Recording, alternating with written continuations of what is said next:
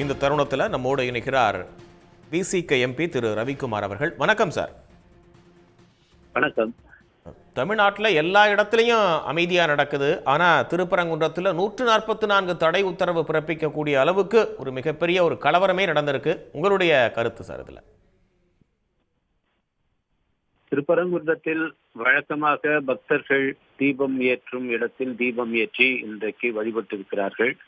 மிக சிறப்பான முறையில அதற்கு தமிழ்நாடு அரசு பாதுகாப்பை அளித்து அந்த விழா நிகழ்வு சிறப்பாக நடந்திருக்கிறது. இதற்கிடையில் சென்னை உயர் நீதிமன்ற மதுரை கிளையிலிருந்து மீண்டும் அந்த தர்காவுக்கு அருகிலேயே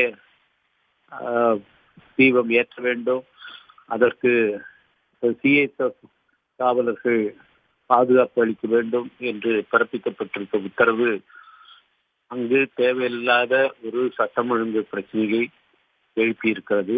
இன்றைக்கு 144 தடை உத்தரவு போடும் அளவுக்கு அங்கே இருப்பவர்களை தூண்டிவிட்டிருக்கிறது.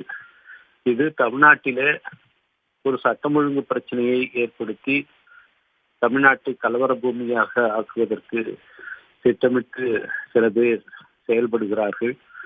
அதற்கு இந்த உத்தரவு உறுதுணையாக ஊக்கமாக இருக்கிறது என்று நாம் பார்க்க வேண்டியுள்ளது. நீதிமன்றமே இப்படி சட்டம் ஒழுங்கை சீர்குலைப்பதற்கு ஏதுவாக உத்தரவுகளை பிறப்பிப்பது சரிதானா என்ற கேள்வி இன்றைக்கு தமிழ்நாட்டு மக்கள் மத்தியிலே எழுந்திருக்கிறது.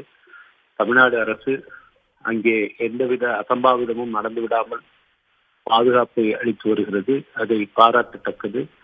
இது தமிழ்நாடு அரசுக்கும் நீதிமன்றத்துக்கும் இடையிலான பிரச்சனை அல்ல, மக்களுக்கும் அங்கே கலவரத்தை தூண்டுகிறவர்களுக்கும் இடையிலான பிரச்சனை. எனவே அங்கிருக்கிற மக்கள் என்றும் போல் ஒற்றுமையாக இருந்து இந்த முயற்சிகளை முறியடிக்க வேண்டும். உடனுக்குடன் செய்திகளை தெரிந்து கொள்ள சன் நியூஸ் பெல் ஐகானை கிளிக் பண்ணுங்க.